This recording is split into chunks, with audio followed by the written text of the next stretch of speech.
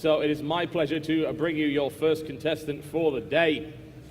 Hailing from Finland, of course, and of course, it is Team Acer as well.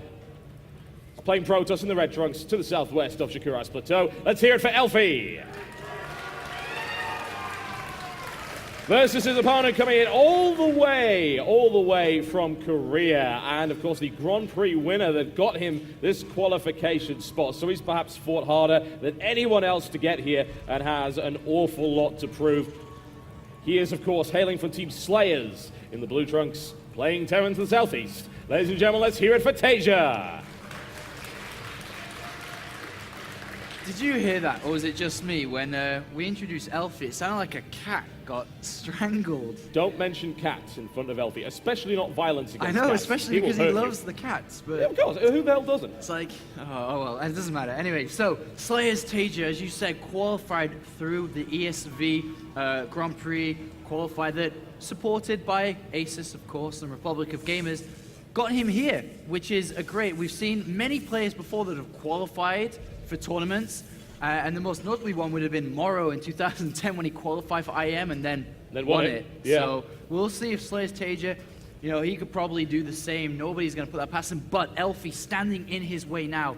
Slayers Taeja opening up with a barracks and gas here compared to the usual of what we usually see here, barracks gasless expansion. So he does have that option. Reaper expand, even Marauder expand, and putting a bit of pressure on to Elfi, who has opened up pretty standard so far and into a lot of Chrono Boost into his Nexus so far and probably continue that way. Yeah, he's going to be a little bit careful against Elfi, and he knows it. He's going to play a very standard, straight-up game, I would imagine, against his Finnish opponent. Elfi will have prepared against Taeja, I would imagine, whereas Taeja perhaps not so much. It may give Elfi an edge, and this constant underestimating of Elfi is a very, very silly thing to do because he's placing highly in a lot of tournaments. Absolutely, and as you said, you know, Code S quality player right here for sure, and he did have a very rough time in Code S. Who doesn't, to be honest? But he's still in Code A. He's in round of 24, looking very good. The thing is, though, that he's such a good player. He's 17 years old. Slayers Taeja is a very young individual, but I really don't think any nerves will come into play, but definitely a lot of potential here, and he has thrown down a factory. And, well, is he even taking lessons, man? You know, all we're going to see a very early aggression build coming out here from Taeja. But on the other hand, it looks like Elfi just gone ahead and has taken a second gas, but that did go unscouted here. So he has the option to be aggressive, but he does build a sentry, so he doesn't rush straight up to any form of tech. And we'll see what Elfi has planned here, whether it will just be a one gateway double gas expansion. But Taeja so far has just built a Hellion. He hasn't taken the second gas and throws down a very early starport here, which looks like we are going to be seeing that Medivac combination with Hellion and Marines, which could do a lot of damage if Elfi does go this one gate expansion. Such a good map for it as well. It really, really is. You've got a lot of escape routes. And Elfi's got some nice positioning on his pylons there. Even a Stalker just waiting in that position for anything that comes in this direction. He knows, of course, this is not the timing to do it, but might as well be secure. He's going to go with the expansion right now. And Elfi he's not a fast player by any stretch. He's teching up, man. This is going to be really, really bad for Elfi because he's taking a gamble. He's like, all right, I'm just going to rush straight up and probably rushing up all the way to Colossus. Really wouldn't surprise me here. But at the same time, we're going to see Marine pressure from the front, taking map control away from Elfi, potentially having all of Elfi's units on the natural, but then we're going to have this Medivac drop into the back. And because he's teched up so incredibly fast, he won't have the gateways out as he should have. That means he won't have the units necessary to defend this, but all is still possible. He could somehow see this or predict it coming. Force fields are still pretty good in defending against this kind of stuff if you can land the right ones. I can't imagine that he'll be thinking that Taeja just going to sit on his little one base and not do anything. And here comes this drop. 3 Medivacs. Currently goes unscouted. There is a Stalker there, but it's slightly out of vision range. Now, it will have seen it coming in, but he's got to react to this very, very quickly. Here come the sentries. Can he grab that force field? Oh, the force field blocks off one of them. 2 more come in from the back. Not so much damage done as of yet. He's bringing all of his units off of the line, but taking quite a bit of damage here from that drop.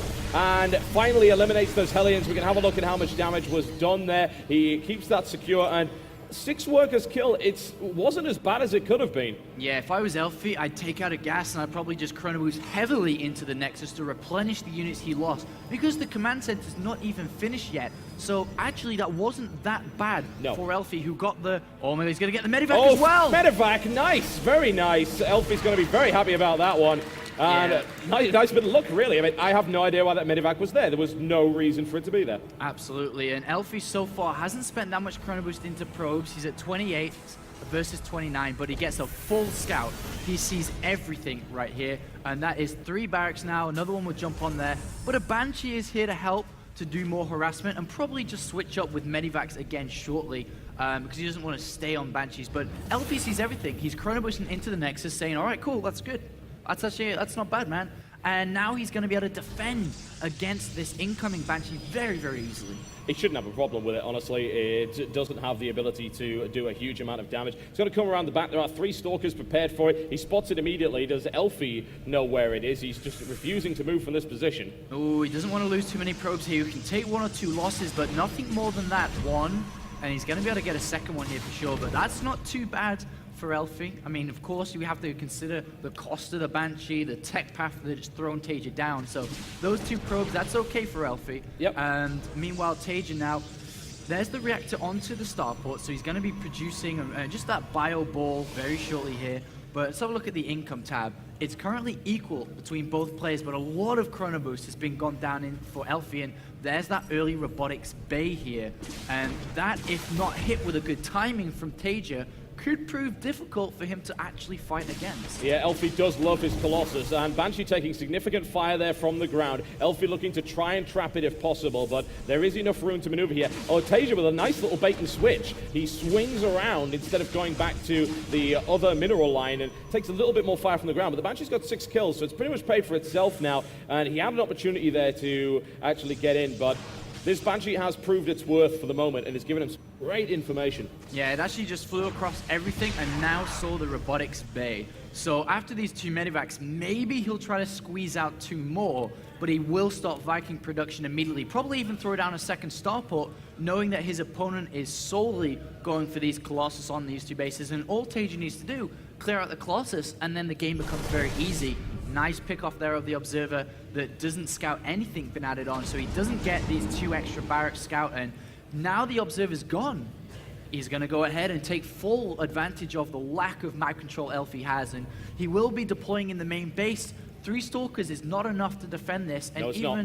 I mean, even if he lands everything down, they can easily stim, pick off a key structure here, and then back out once again. Yes, he can. Elfi's not in the right position to intercept this. He sees it on the map, and the Marauders immediately go straight for it. Another warp in comes in from Elfi. He's already taken significant damage to his army as it is. It's all being warped in at the side right there, but here comes the Colossus to clean that up, and no real damage done right there. I don't even think he lost a Stalker. Yeah, that's actually very good defense there by Elfi. Picks up a lot of damage on the medivac also, but there's only 2 medivacs. That's it, and energy was used there again, and a lot of Vikings are now in production, and Elfi throwing down everything, juggling everything on 2 bases now as he throws down the Templar archives also.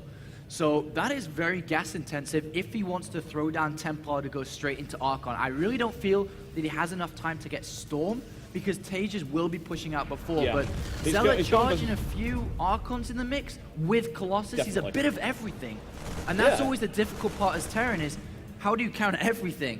But the thing is that everything won't be in a big quantity because he doesn't have the gas to support it. Of course, and it also means that the more kinds of units you've got in your mix, the harder it is to control. You've got more abilities you need to deal with. The change of ranges between them. Archons, for instance, require quite a bit of micro because you've got to be at the front. If they're in the middle, they're absolutely useless. So it does require a significant amount of effort. We've got an interesting attempt here by Taeja, which is going to get picked up very easily by that Colossus of Elfi now with the extended thermal lance upgrade available. It's not too worried, but there are a lot of Vikings coming in from this direction that could be nasty. Some damage being taken on the shields. Yeah, this is a beautiful play here by Elfi, and he's going to tech switch out of Colossus now, forcing a lot of Vikings to be made by potentially a nervous 17-year-old here, maybe going to overmake in Vikings, and then he's just going to switch out straight into Storm as scan goes down, and the tech has been revealed of the Templar Archives, and a Ghost Academy immediate reaction here from Taeja. And Taeja's doing still good though in this game. He's got a lot of time because the army of Elfi swinging in every direction is very small because of it.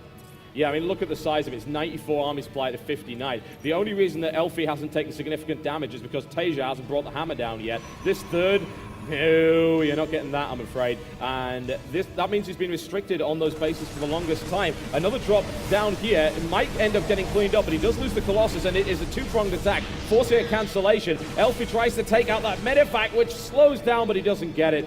Oh, shame he didn't have Blink there. He could have actually picked that off, and Taeja gets out with the majority of his forces intact. And Taeja's reading the game very well. He stopped his Viking production, understanding that the switch had got over to Templar, but all of a sudden, Elfi goes back, man. He goes back to Colossus here, trying to find a weakness in an opponent's defense and reactions against what Elfi could potentially have. So that's what Elfi's really banking here for, to have more of one thing than the opponent has defense for. But he's going to struggle to get this third base up, because as soon as he deploys and leaves units from his main base, Taeja's going to be all over it, man. He's going to be dropping, but currently he looks like he's gearing up for quite a big push very shortly. Ghosts are in the way, +1 armor soon to be completed, and he's not going to let Elfi take an easy third base by no means. No, he's got a Marine there to have a look for it, and that third base there is going to get cancelled again by the looks of it.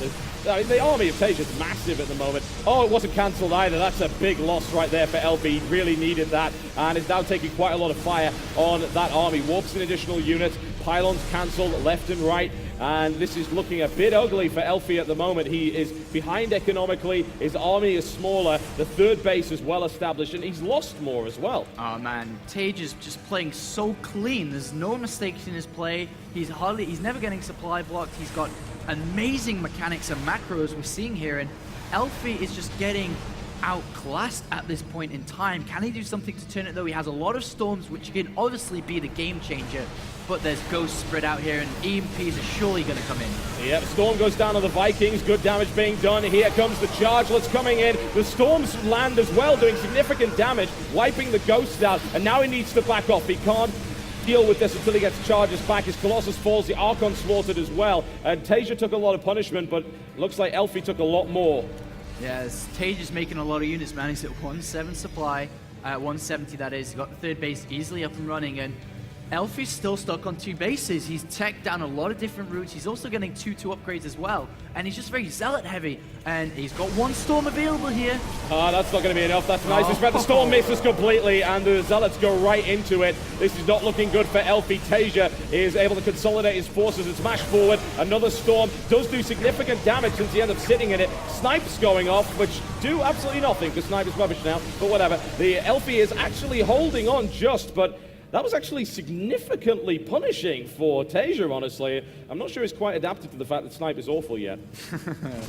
And he's going to clean up the third base. Most important thing here, get rid of that, Needs and everything's okay. Needs the cancel. There's on. the cancel. And Elfi, unfortunately, losing a Templar and a Stalker in the process. And he's taking a lot of punishment here. There's another cancel coming in as well. And Taeja's got a trust fund, which isn't really all that useful if you haven't been Terran. He needs to actually keep up with building units here.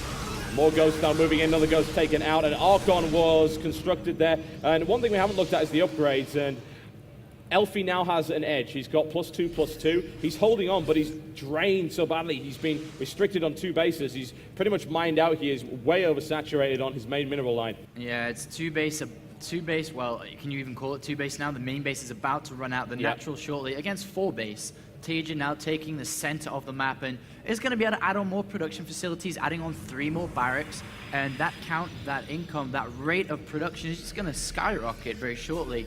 And even though the upgrades are in advantage of Elfi for the next 30 seconds or so, EMP and Observer get rid of it one way, but he's going to be so strong in this fight. He's just got too much stuff, and there's not enough from Elfi here. He has 2 High Templar with 2 Storms available very shortly.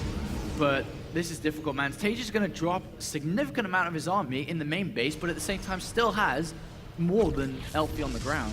Yeah, there's the cancel. He did also expand up to the top as well, but it's in sight range of that 1 Marine that's been there the entire game. It's unfortunate he didn't clean that out. This drop is big, it's stompy, it's scary, and it's perfectly timed with +2/+2, which is right now in effect.